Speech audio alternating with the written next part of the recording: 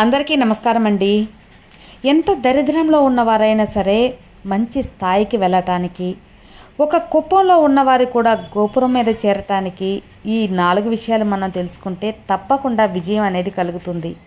ఇక ఆ అద్భుతమైన 4 విషయాలు ఏంటో తెలిపే ఒక మంచి కథ మీతో షేర్ చేయబోతున్నాను. Welcome back to our channel positive vibes in Telugu. ఒక ఊరిలో అజయ్ అనే పేదవాడు ఉంటాడు. చాలా పేద కుర్రాడు. తను ఏదో ఒక పని అనేది చేసుకుంటూ జీవనం అనేది సాగిస్తూ ఉంటాడు. మన అజయ్ ఒట్టి పనులు చేసుకోవటమే కాదండి, కొన్ని విద్యలలో మంచి నైపుణ్యం నేర్చుకొని వేరే యొక్క పాఠశాలలు ఉంటాయి కదా, అంటే ఇప్పుడు కుస్తీ పోటీలు, అలాగే బాణం వేసే విద్యలు, ఇలాంటి వాటిల్లో కూడా ప్రావీణ్యం పొందుతాడు. డబ్బులు ఇచ్చి చేరలేకపోయినా అక్కడ చూసే అందులో కల ప్రావీణ్యతని నేర్చుకుంటాడన్నమాట అజయ్. ఇలా ఉండగా ఒకరోజు ఒక అడవి మార్గంలో తన ఇంటికి వెళ్తూ ఉంటాడు.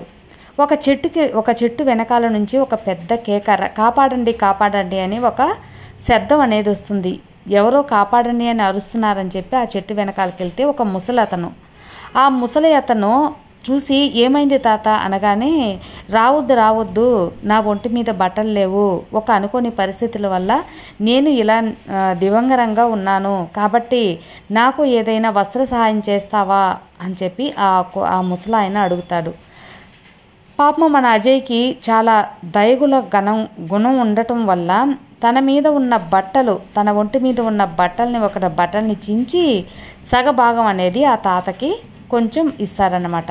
ఆ తాత ఆ బట్టలు అనేది కట్టుకొని, వస్త్రం అనేది కట్టుకొని, నాకు ఈ సమయంలో నన్ను కాపాడినందుకు చాలా ధన్యవాదాలు. నేనిప్పుడు నీకు ఏమీ చేయలేకపోవచ్చు, కానీ నీకు అవసరమైన సమయంలో తప్పకుండా ఏదో ఒక సహాయం చేస్తాను, ఇంతకు రెట్టింపు సహాయం అనేది నేను చేస్తాను అని తన చిరునామా ఇచ్చేసి ఆ తాత అక్కడి నుంచి వెళ్ళిపోతాడు.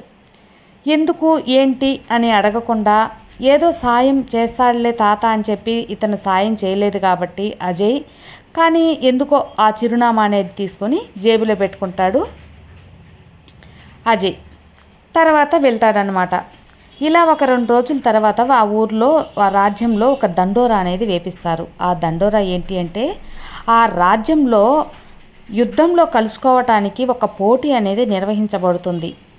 ఈ యుద్ధంలో పాల్గొనాల్సిన వారందరూ కూడా ఈ పోటీలో ఎవరైతే పాల్గొని గెలుస్తారో వాళ్ళని యుద్ధంలో కలుపుకుంటాను అని రాజు ప్రకటన ఇస్తాడు. ఎన్నో రోజులుగా మన అజయ్ కూడా యుద్ధంలో కలుసుకోవాలి, మన రాజ్యం కోసం పాటుపడాలి అని చెప్పి ఒక ఆశ అనేది ఉంది అన్నమాట. అలా ఉండగా తను నేర్చుకున్న విద్యల ఆధారంగా ఆ పోటీలో పాల్గొనాలి అని నిర్ణయించుకుంటాడు అజయ్. మొత్తానికి మొదటి రోజు ఆ యొక్క పోటీలో ఒక 50 మంది అనేది కలుసుకుంటారనమాట. కానీ ఒక్కరు కూడా ఆ పోటీలో గెలవలేకపోతారు. ఇంతకీ ఆ పోటీ ఏంటి అంటే, తన కోట, ఆ రాజ్యంకున్న ఒక కోట చుట్టూరు 18 దీపాలు పెడతారు. 18 గొట్టాలలో దీపాలు పెడతారు. ఆ 18 గొట్టాలలో ఎందులో దీపం ఉంది అని కనుగొని దూరం నుంచి బాణంతో కొట్టాలి. ఆ పోటీలో ఎవరైతే గెలుస్తారో వాళ్ళే విజేతగా ప్రకటించబడుతుంది. అలా మొదటి రోజు 50 మంది పాల్గొంటారు, కానీ ఏ ఒక్కరు కూడా గెలవలేకపోతారు. రెండవ రోజు 50 మంది పాల్గొంటారు, అందులో 2 మాత్రమే గెలుస్తారు. 2 మాత్రమే ఆ దీపాలున్న గొట్టాలని కరెక్ట్గా కొట్టి గెలుస్తారు. ఇక 3వ రోజు మరొక 5 మంది ఆ పోటీలో గెలుస్తారు. వీళ్ళు మాత్రమే ఎలా గెలుస్తున్నారు, ఇందుకైన రహస్యం ఏంటి అని అక్కడ ఆ గెలిచిన వాళ్ళ గురువు గారు ఎవరు అని చెప్పి తెలుసుకోవటానికి వాళ్ళని అడుగుతాడు. మొత్తానికి ఆ గురువు చిరునామా కూడా తీసుకుంటాడు అజయ్. నేరుగా ఆ గురువు దగ్గరికి వెళ్తారు బయలుదేరాక తీరా చూస్తే, ఒకరోజు అడవిలో తనకి వస్త్ర సహాయం చేసిన ఆ తాతయ్య అన్నమాట. ఆ తాతే ఈ పోటీలో గెలిచిన వాళ్ళకి గురువు. తాత మీరా అంటే, అవును నాయన, నువ్వా, ఎందుకు వచ్చావు? ఏదో ఒక సహాయం కోసమే వచ్చావు, ఇది నీ జీవితానికి ఒక ముఖ్యమైన సహాయం కూడా కాబోలు, ఏంటో అడుగు అంటారనమాట. జరిగిందంతా చెప్తాడు అజయ్. మొత్తానికి ఆ గెలిచిన వారందరూ నీ శిష్యులని తెలిసింది, కాబట్టి నేను కూడా ఆ యుద్ధంలో పాల్గొనాలి, అందుకు ఆ పోటీలో గెలవాలి, కాబట్టి మీరు నాకు ఆ గెలిచే ఒక ఉపాయాలు, ఆ ట్రిక్స్ అండ్ టిప్స్ అనేవి చెప్పండి అని చెప్పి అజయ్ ఆ గురువుని అడుగుతారన్నమాట. అలాగే నాయన, ఇంతకుముందే నువ్వు నాకు సహాయం చేస్తున్నావు, ఇప్పుడు నీ జీవితానికి ఒక మంచి అవకాశం వస్తుందంటే నేను తప్పకుండా నీకు సహాయం చేస్తాను. ఈ ఒక 4 విషయాలు అనేది నీకు చెప్తాను. ఆ 4 విషయాలు నీ మనసులో నిలుపుకొని వాటిని పాటించిన పక్షంలో తప్పకుండా గెలుపు నీదే అవుతుంది అని చెప్తాడనమాట. ఇక చెప్పండి గురువుగారు, ఆ యొక్క 4 విషయాలు ఏంటి అంటే, ఇప్పుడు గెలిచిన వాళ్ళందరూ ఒక అదృష్టం వల్లే గెలిచారు అనే నమ్మకాన్ని పోగొట్టుకోవాలి. అది మొదట నువ్వు పోగొట్టుకోవాలి. అదృష్టం వల్ల ఎవరూ గెలవలేదు, వాళ్ళ సాయి శక్తుల వల్లే గెలిచారు అనే ఒక నమ్మకాన్ని నువ్వు పెంచుకోవాలి. ఇక రెండవది, అందులో ఆ గెలవటానికి ఎందులో నిప్పుంది, ఎందులో ఆ దీపం వెలుగుతుంది అనే ఒక ట్రిక్ అనేది నువ్వు సూక్ష్మంగా కనుక్కోవాలి. కాబట్టి నువ్వు రెండవదిగా ఎలా ఆ యొక్క పోటీ ప్రారంభమైంది, ఎందులో నిప్పుంది, ఎప్పుడు కొడితే ఆ నిప్పు అనేది వెలుగుతుంది అనేది నువ్వు సూక్ష్మంగా తెలుసుకొని ఈ పోటీలో దిగాలి. ఇక మూడవది, ధైర్యంతో గురి చూడాలి. నేనే గెలుస్తాను అనే ఒక నమ్మకంతో నీ మనసులో ధైర్యాన్ని నింపుకొని గురి చూసి బాణం వేయాలి. ఇక నాలుగవది, చాలా జాగ్రత్తగా ఉండాలి. ఎవరు నీ యొక్క దృష్టిని మళ్లించాలని చూసినా కూడా ఆ దృష్టిని మళ్ళకుండా నువ్వు గమనంగా ఆ పోటీ మీదే నిఘ్నంగా ఆ లక్ష్యం మీదే నీ చూపు అనేది ఉండాలి.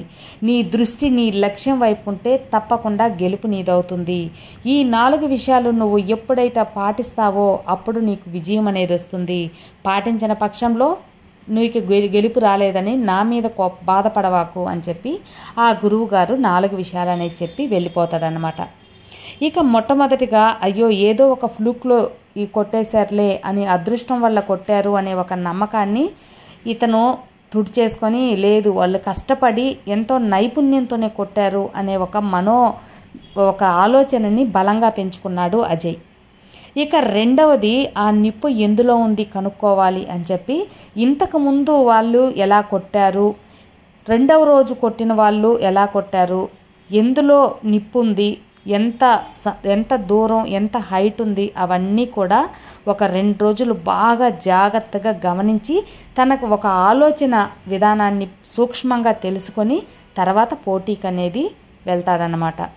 ఇక మూడవది, ధైర్యంతో నేనే గెలుస్తాను, నేను ఖచ్చితంగా గెలిచి తీరుతాను అని ధైర్యంగా అతను ముందడుగు వేస్తాడు. ఇక నాలుగవది, ఎంతమంది కూడా ఎటువంటి సాధన లేని నువ్వు ఎలా గెలుస్తావు అని పక్క నుంచి ఎంతమంది అరుస్తున్నా కూడా నేను గెలిచే తీరుతాను అని తన మనసుని నిమగ్నం ఉంచుకొని తన దృష్టి తన లక్ష్యం మీదే పెట్టి గురి పెట్టి బాణం వేసి కొడతాడనమాట. తప్పకుండా ఒక 3 గొట్టాలని కొట్టేసరికి 3 నుంచి దీపాలు అనేవి వెలుగుతాయి. అంటే ఆ సూక్ష్మతని వచ్చి మన అజయ్ బాగా తెలుసుకొని నేర్పరి అయ్యాడనమాట. ఎంతమంది పక్క వాళ్ళు దృష్టి మళ్లించాలని చూసినా కూడా దృష్టి మళ్ళకుండా నేరుగా లక్ష్యం మీద గురిపెట్టి ఆ దీపాలను వెలిగించి విజేత అయ్యాడు. తర్వాత తన ఆశ ప్రకారం యుద్ధంలో కూడా పాల్గొన్నాడు మన అజయ్. అవునండి, ఈ 4 విషయాలు అజయ్కే కాదు మనందరికి కూడా వర్తిస్తుంది.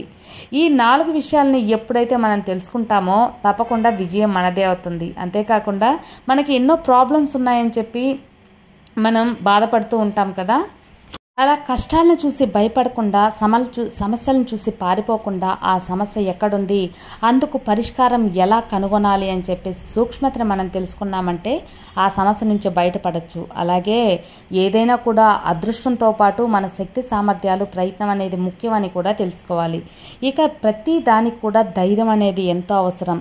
ధైర్యంతో ముందడుగు వేస్తే గెలుపు నిశ్చయం అనేది తెలుసుకోవాలి. ఇక 4వదిగా మనం ఏ పని చేసినా మనల్ని డిసప్పాయింట్ చేయడానికి ఎంతోమంది ప్రయత్నిస్తూ ఉంటారు. కానీ వారందరినీ మనం పక్కన పెట్టి మన లక్ష్యం మనం ఏదైతే సాధించాలో దాని మీద దృష్టి అనేది నిలిపినప్పుడు తప్పకుండా గెలుపు మన సొంతం అవుతుంది. మనం ఒక సమస్య నుంచి బయటపడటమే కాకుండా ఏదైనా సాధించేదానికి అందులో గెలవటానికి కూడా మనకు ఈ 4 విషయాలు అనేది ఎంతగానో తోడ్పడతాయండి. అది ఫ్రెండ్స్ ఈరోజు వీడియో. ఈ వీడియో కూడా మీకు ఎంతో మోటివేషనల్గా నచ్చుతుంది అనుకుంటున్నాను. నచ్చితే లైక్ చేయండి, మరికొంతమందికి షేర్ చేయండి. కొత్తగా మన ఛానల్ చూస్తే సబ్స్క్రైబ్ చేసుకోండి. మరో మంచి వీడియోతో మళ్ళీ కలుద్దాం. అంతవరకు have a good day friends. Thank you for watching. Bye.